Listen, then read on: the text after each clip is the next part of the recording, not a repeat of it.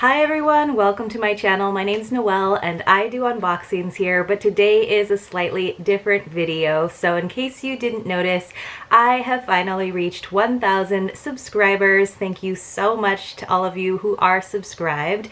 So I just wanted to take a few moments to tell you a little bit about my experience, my journey getting to 1,000 subscribers over the last 9 months, and give you a few tips if you're ever thinking about starting your own YouTube channel. By no means am I an expert. This is not really a how-to video. It's much more so just my own personal experience.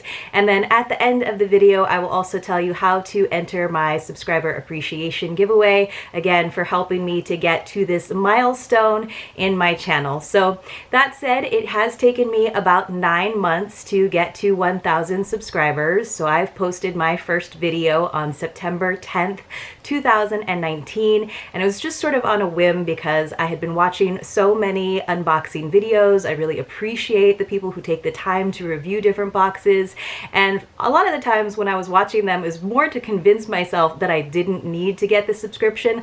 Obviously, that was not effective for very long, but I also thought that I could contribute to this community by sharing my own thoughts on the different boxes. So my first box that I opened here was the Fall Rachel Zoe box of style, and I still get that subscription because I like it quite a bit. But when I did first start out, I wasn't sure if I was going to keep posting, and then after a few weeks I decided that I would make it a goal to get to 1,000 subscribers within a year. So my goal initially was to get there by September 10th of 2020. I managed to get there a little bit before the day this is posting, which is June 10th in 2020. So it was about 9 months, like I said. And to get monetized on YouTube, meaning you can actually have advertisers place ads on your videos and get a little bit of money back through AdSense, you do have to have 1,000 subscribers and 4,000 watch hours. So I actually thought that it was going to take me longer to get my watch hours, but I actually hit that marker sometime last month, and so it's just been me getting to that 1,000 subscribers. And it was really nice because my husband saw that I was really enjoying the process, and he wanted to be really supportive as well. And I think he had a little more doubt, so he actually told me to give it all of 2020 to see if I could get to 1,000 subscribers. So I am so happy and proud and grateful that I've been able to surpass those goals and get here to this point a little bit sooner. Now, I will say that most of my growth has happened in the last few months, where I started posting more consistently and pretty much every single day. And when I first started in September of 2019, really I don't count the first 2 months because in all of September and October, I only posted 5 videos in total. And that was before I was really sure I was going to give it a go. So in my mind, it's actually only been 7 months. So again, I feel so grateful to be at this spot. I will also say that I acknowledge that it is partially because of everything that's going on in the world that I've been able to give this YouTube channel so much of my time and effort, and yes, my money, because a lot of my trips have been canceled, so I didn't have to pre-tape or worry about pre-taping. There were no big gaps once I did decide to start posting every other day or every day, and because I had so many trips canceled, I wound up having a little bit more in my budget to spend on the boxes. And I will also tell you, full disclosure, I have spent a lot of money on these subscriptions to bring them to the channel, because when you are a new YouTuber, you don't really have the audience to ask for PR boxes or public relations boxes. You don't have the audience for it to make sense for a subscription to give you a referral code or a discount code or free boxes in exchange for a review. Now that I am at 1,000 subscribers, I will probably be a little bit more proactive in terms of reaching out to different box companies to get discounts so that I can continue to bring boxes to the channel, because just a sustainability aspect, I can't necessarily just be spending thousands of dollars on all of these subscriptions. Usually I try to give a box like 3 months or a few seasons to decide if it's something that I would like to continue sharing here with you on the channel. And obviously your comments and your likes definitely help me make that decision. I will say that I have been able to reach out to several companies, and for the most part, the subscription box owners that I have been able to interact with, and this is usually with smaller companies, not your big like FabFitFun companies that have investors. Most of my interactions with subscription box owners has been fantastic and super supportive. I've had people give me referral codes to share with you guys. I've had people create referral programs so that I can earn free boxes through those referrals, like companies that didn't even have one to begin with, and companies that were taking a little bit of a chance on me as a small YouTuber, as a new channel, giving me those referral codes and sort of letting me do my thing and see if I could bring them a little bit of business. And hopefully I have, and I thank all of you who have used any of my codes or links in the past few months. It's definitely been helping my channel grow. And I will say that I have had some sort of disappointing interactions with companies as well. And I think part of it is because I am such a small channel, but I usually will only ask a company for a discount code for you guys or for myself if I have already been a paying subscriber for several months. But often when I have done that, I have gotten some companies just won't even write me back at all, when I would really just appreciate a polite no, we can't do that right now. That goes a long way in terms of my customer loyalty. Again, that's few and far between, those experiences, but I definitely have had companies that just sort of ghosted me after I reached out and asked if we could work something out. So that was like the only like disappointing thing. But overall, I've had really supportive relationships form with subbox companies as well as other YouTubers and unboxing channels, which I think is really awesome. I've found a really great community here. Even though a lot of us are doing similar things, each of us has our own sort of unique style, our own sort of unique niche. And for the most part, I've found other unboxing channels and YouTubers just to be really supportive, because it's not like we're competing against one another and really taking each other's business in any way. We're all just kind of contributing into the conversation and hopefully helping all of you guys make positive decisions for your own subscriptions. So I will say that it has become more than sort of a whim, more than a hobby, and I wind up spending like hours at a time responding to comments. That said, I may have to sort of reduce that as I head back to work and everything, and might have to like limit the time that I do spend doing comment responses and spending time posting over on Instagram. I might have to kind of just tell myself I only have 1 or 2 hours a day just to kind of keep my sanity. So if my responses tend to take a little bit longer these days, or if I don't get back to you, just know that I really still appreciate your comments. I'm just trying to keep some balance in my life as this YouTube channel does continue to grow. And then other than that, I just want to say, and I've said it before in my videos, that I don't have any plans to start editing my videos. When I started out, I have very limited resources in terms of my equipment and little time in terms of learning how to edit. I know that it's super easy in iMovie, everybody's told me that, but for me it's like a personal challenge, and that's part of the fun, is to do these single take videos. And it's also nice because I have sort of perfectionist tendencies, and I know that I would go down a crazy rabbit hole if I allowed myself to edit all of the mistakes, all of the all of the misspoken words and fumbling moments. So this is part of my effort to remain really authentic and genuine and a little bit vulnerable as well, and having these unedited videos. So I don't anticipate plan to edit my videos anytime soon, but I do hope to continue to grow the channel, the quality of the channel. Eventually, now that I am monetized, I may invest in some more equipment, better lighting, etc. We'll see. So far, I have been wanting to put some of my resources into the product photos that I take and feature over on my Instagram account. So again, if you're not following me over there, Maui_Noel is my Instagram account, and I get to say a little bit more over there about the different products, and I really have a lot of fun taking pictures of the different products that come in these subscriptions, and that has been helping me in terms of creating relationships with these subbox companies, because a lot of them have actually been appreciating those product photos as well. So that's been kind of an extra like outlet that complements this YouTube channel. So I've been having a lot of fun with that, and that might be where I start to allocate some of my resources if I ever do start to make a little bit of money here. That said, most of you probably know that now that I am monetized does not mean that I am rolling in dough. It does not mean that I'm automatically getting free boxes. I still spend a lot of time just trying to keep all of my accounts straight, trying to keep all of my referral programs straight, trying to make sure that I have nice detailed descriptions for every video.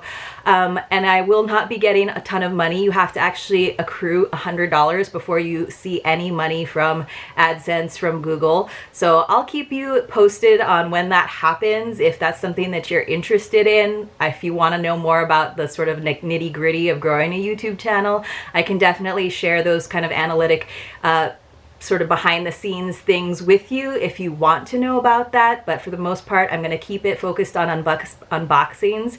And eventually my goal when I first started this was to expand it to more of a lifestyle channel, just because travel is usually such a big part of my life. I don't know when it will be again, but eventually I would like to take you guys on some of my journeys. So there could be some like vlogging happening. And in that case, yes, I would definitely have to upgrade my equipment and maybe start to do a little bit more editing. So if I do continue to grow, my thought is that I will probably break even in a year, and that's only if I am a little bit more selective with the boxes that I am getting. So you may see some boxes that I put on pause for a little while to bring other ones to the channel to give my bank account a little bit of a break. And if I can get some more PR boxes, if you really enjoy seeing the boxes on the channel, definitely, like I said, use my links and referral codes. That's definitely helpful for me to keep bringing it to the channel and also bring other boxes to the channel if I can sort of cut some of my costs a little bit.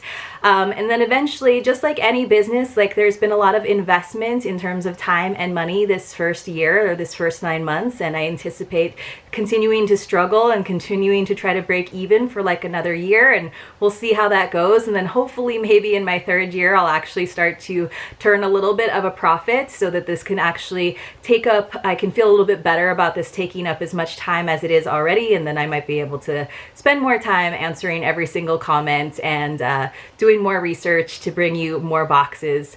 But just know that even if I do start to get more free boxes in exchange for a review or in exchange for photos, I will still be giving you my very, very honest opinions. That is super important to me. That's one of the reasons I started the channel, was for it to act in part as a service.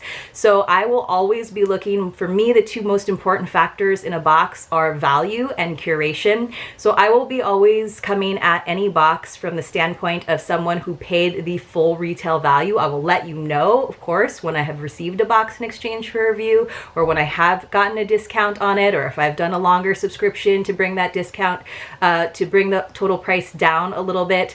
But I will always look at a box and say, is this worth, you know, the $30 or $40 that you would be paying as a first-time subscriber?